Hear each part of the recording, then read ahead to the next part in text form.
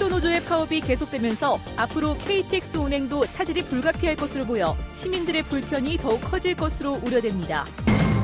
DGB 금융지주가 경남은행 단독 인수를 포기하기로 하고 경은사랑 컨소시엄의 재무적 투자자로 참여하기로 했습니다. 대구에서 실업급여를 받는 사람이 많이 늘어나고 있어 대구의 실업 문제가 심각하다는 점을 보여주고 있습니다. 김천과 거제를 잇는 남부내륙철도 건설 사업이 예비타당성 조사 대상 사업에 확정되면서 관련 시군들의 발걸음도 빨라지고 있습니다. 네, 여러분 안녕하십니까? 대구 경북 소식 전해드립니다. 철도 파업이 8일째 이어지면서 열차 운행에 차질을 빚고 있습니다. 오늘은 무궁화호가 추가로 감축됐습니다. 내일부터는 KTX 운행 횟수도 주는데 상대적으로 일반 열차의 감축률이 커 서민들 불편이 큰 상황입니다. 양관희 기자가 보도합니다. 철도 파업이 8일째 이어지면서 1차 비상열차 운행 계획에도 차질이 빚어졌습니다. 1차 계획된 동대구역을 지나는 무궁화호를 124편에서 80편으로 줄여 운행했지만 오늘은 5편 더 감축해 75편만 운행했습니다. 내일은 KTX도 감축 운행합니다. 지역에선 동대구역을 지나가는 KTX도 20편 줄어 116편만 운행될 예정입니다. KTX 운행도 줄이게 됐지만 일반 열차가 더 많이 줄어 있어 상대적으로 서민들의 불편이 큰 상황입니다. 3시간 후에 거 있어갖고 3시간 후에 지금 타고 가는 거예요. 노사가 합의해 만든 필수 유지 업무 제도에 따르면 차종별 유지율이 일반 열차는 50%, KTX는 70%입니다. 오늘까지 일반 열차 유지율은 60%까지 떨어진 반면 KTX는 100%를 유지했고 내일부터 운행이 줄어도 85%를 유지할 예정입니다. 노조 측은 수익이 많이 나는 KTX와 수도권 전동차에 인력을 집중했기 때문이라고 말합니다. 이후에 수석 KTX가 실제 법인이 설립되고 민간 운영 방식으로 운영되다 보면 이러한 영업 방식이 더욱 고착화되고 선택과 집중 상황이라니, 그러니까 이제 선택과 집중으로 해서 이제 그렇게 줄이는 걸로 이제 계획을 세운 거죠. 노사가 타협점을 찾지 못한 채 팽팽하게 평행선을 달리면서 파업이 조만간에 해결될 기미를 보이지 않고 있어 철도 이용객들의 불편은 상당 기간 길어질 것으로 전망됩니다. MBC 뉴스 양관입니다. 경상북도는 오늘 도청에서 철도노조 파업 피해를 최소화하기 위해 긴급 영상대책회의를 열고 시외버스 예비차 35대를 긴급 투입하고 운행 횟수를 67차례 늘리는 한편 앞으로 예비 차량을 추가로 늘리기로 했습니다. 택시 부재를 해제하고 시내와 농어촌 버스 노선과 운행 시간을 연장하도록 하는 연계 교통 체계를 갖추고 화물 열차를 대체할 수 있는 교통수단을 확보했습니다. 또 필요에 따라 시군에서 판단해서 자가용 화물 차량 유상 운송을 허가하도록 했습니다. 대구은행이 경남은행과 광주은행 인수를 사실상 포기했습니다. 국내 최대 지방은행을 꿈꾸며 인수전에 뛰어들었는데 석연찮은 이유로 중도 하차했습니다. 보도에 이태우 기자입니다. 대구은행이 주축이 된 DGB 금융그룹이 다음 주 23일로 예정된 경남은행과 광주은행 본입 차례에 참여하지 않기로 했습니다. 인수 포기를 선언한 것인데 지방은행을 둘러싼 지역 갈등 때문입니다. 지역 갈등 해소와 지방은행 간 상생 발전을 위하여 경은사랑 컨소시엄에 재무적 투자자로 참여하기로 결정하였습니다.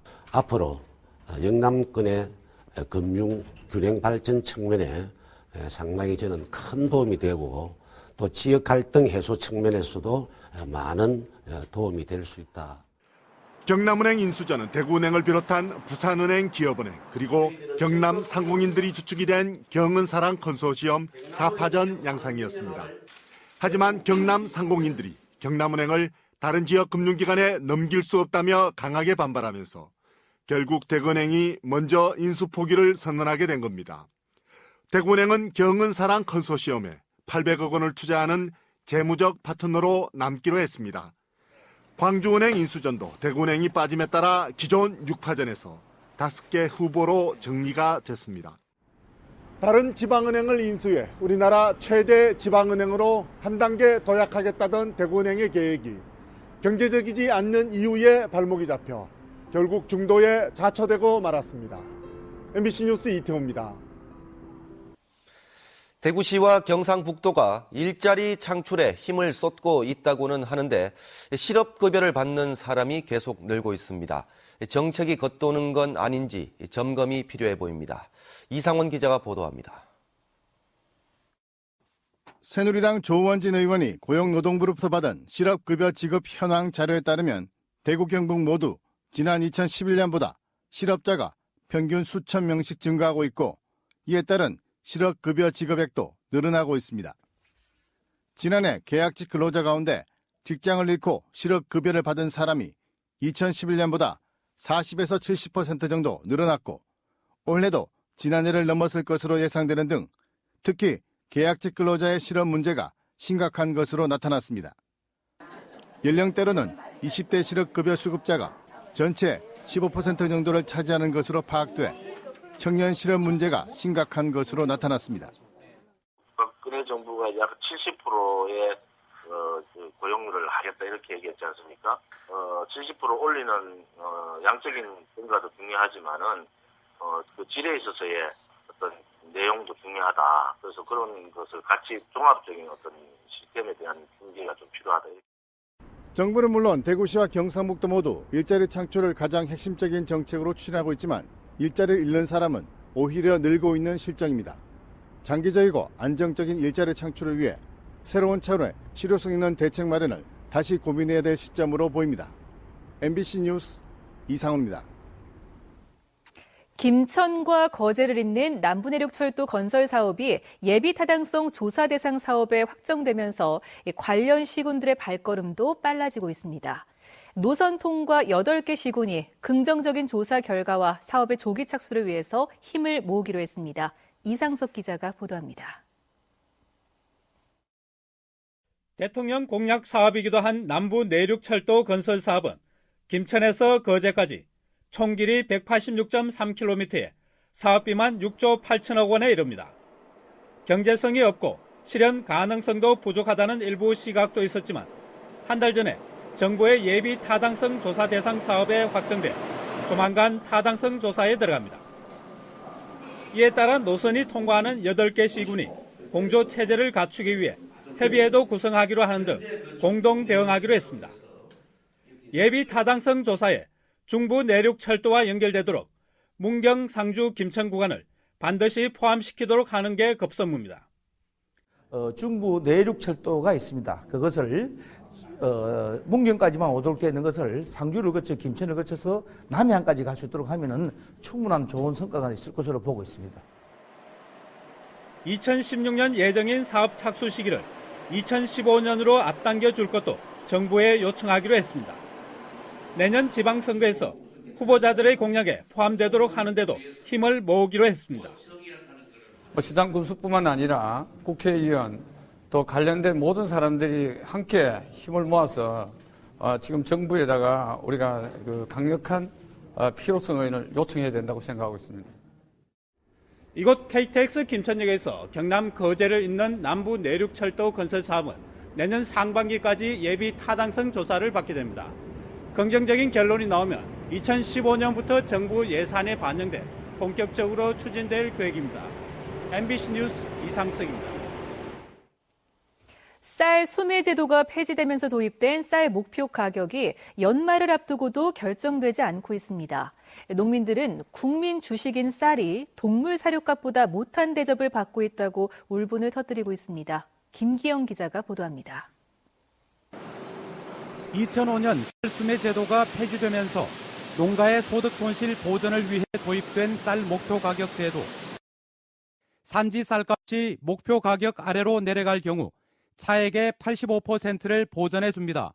쌀 목표 가격은 5년 단위로 변경되는데 2005년 제도 시행부터 올해까지 8년간 80kg당 17만 83원으로 고정됐고 올해부터 2017년까지 5년간 적용될 목표 가격에 정부는 17만 9,689원을 제시하고 있습니다. 8년 만에 5.3%, 9천여 원 인상되는 셈입니다. 농민단체들은 지난 8년간 20%가 넘는 물가 상승률과 생산비 증가율을 감안해 23만 원을 요구하고 있습니다.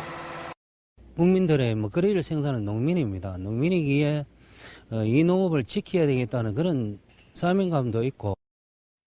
20kg 한 포로 환산하면 쌀값은 5만 원, 게 사료값에도 못 미칩니다. 80kg 사랑가마이가 17만 4천 원 하고 있습니다. 근데 지금 메이커에 있는 신반들은 그 27만 원, 28만 원씩 하는데. 여당이 목표 가격을 내놓지 않으면서 국회 상임위도 파행을 거듭하고 있습니다. 정부는 자기들이 17만 4천 원 얘기했다가 17만 9,600원까지도 하겠다고 좀 정부는 그렇게 발표를 했으면 그러면 새누리당 의원들이 자기들을 표시해야 되는데. 쌀값이 싸다고 도시민들에게도 무조건 좋은 일만은 아닙니다. 쌀값 하락은 300만 농민만의 문제가 아닌 국토의 환경을 유지하고 안전한 식재료를 공급하는 국가 경제의 한 축이 서서히 붕괴되는 결과를 불러올 수도 있습니다. MBC 뉴스 김기영입니다. 감사원에 따르면 7국군이 지난해 11월 외관 3산업단지 조성 사업을 추진하기 위해 민간 사업 시행자에게 총 사업비의 70%나 되는 1,270억 원의 채무 보증을 서주면서 보증 조건을 제대로 검토하지 않아 민간업자가 져야 할 상환 의무를 모두 떠안은 것으로 밝혀졌습니다. 또 7국군 의회의 의결을 받으면서 제곱미터당 최소 24만 원으로 전망된 분양가를 19만 원으로 잘못 책정해 분양이 성공할 것으로 엉터리 보고를 한 것으로 드러났습니다.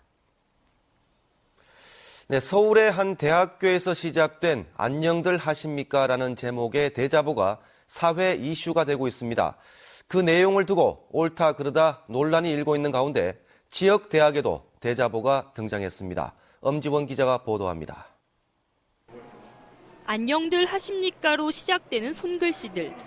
이른바 스펙에만 골몰했던 대학 생활에 대한 개인적 반성에서부터 예비교사로서 현 교육 정책을 향한 신랄한 비판까지 90년대 이후 사라졌던 대자보가 다시 대학교 담벼락을 뒤덮었습니다.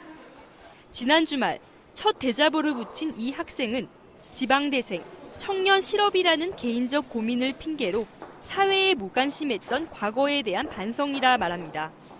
제가 저 혼자 반성만 하고 끝내는 게 아니라 그냥 다른 사람들하고 공감도 조금 하고 싶었고 혹시 이런 사람들이 또 있지 않았을까 싶기도 하고 또 반응은 다양합니다. 적극적으로 응원하거나 목소리를 낸 것 자체가 반갑다는 학생이 있는가 하면 요즘 이제 학생들이 많이 이렇게 침체되고 그냥 분위기에 흘러서 묻어가려고 하는 경향이 많은데 당당하게 이렇게 하시는 분들이 계셔서 저는 좋은 것 같아요. 대자보 내용을 반박하는 글과 의견도 등장했습니다. 섣불리긴 뭐가 맞다고 뭐가 이게 틀리다고는 정확히는 잘 모르겠어요. 개인적인 입장으로서는 함부로 편해줄 수가 없을 것 같아요, 저는. 고려대 학생의 대자보에서 시작된 이 움직임은 온 오프라인을 넘나들며 전국 대학가로 번지고 있습니다. 대자보에 담긴 내용과 형식의 무게감이 가볍지 않은 만큼 사회적 파장에 관심이 쏠리고 있습니다. MBC 뉴스 엄지원입니다. 대구시는 지난 4월 대구시 내 8개 구군으로부터 아파트 한 곳씩을 추천받아 입주민 자율협약 생활수칙을 만들고 자체 층간소음관리위원회를 구성해 아파트 8곳을 추가로 층간소음 예방 시범 아파트로 운영하기로 했습니다. 주민 생활수칙에는 소음이 발생하는 집안일을 정해진 시간에 하는 등 이웃을 배려하는 실천 사항이 포함되어 있고 관리사무소에서 이 같은 내용을 일주일에 한 번 이상 구내 방송으로 홍보한다는 것을 담고 있습니다. 김치를 담그는 김장 문화가 유네스코 인류 무형유산에 등재된 것을 계기로 농식품부는 김장 문화를 한류와 스토리텔링 등과 연계하기로 하고 김치의 가능성에 대한 연구 개발과 현지 입맛에 맞는 상품 개발에 나설 계획입니다. 또 미국과 동남아 수출을 늘리기로 하고 현지 매장 확대와 홍보, 판촉 등 지원을 확대할 계획이어서 지역의 김치 가공 업체도 수출 다변화를 통한 매출 확대를 기대하고 있습니다. 다음은 2014 희망나눔 캠페인에 성금 보내주신 분들입니다.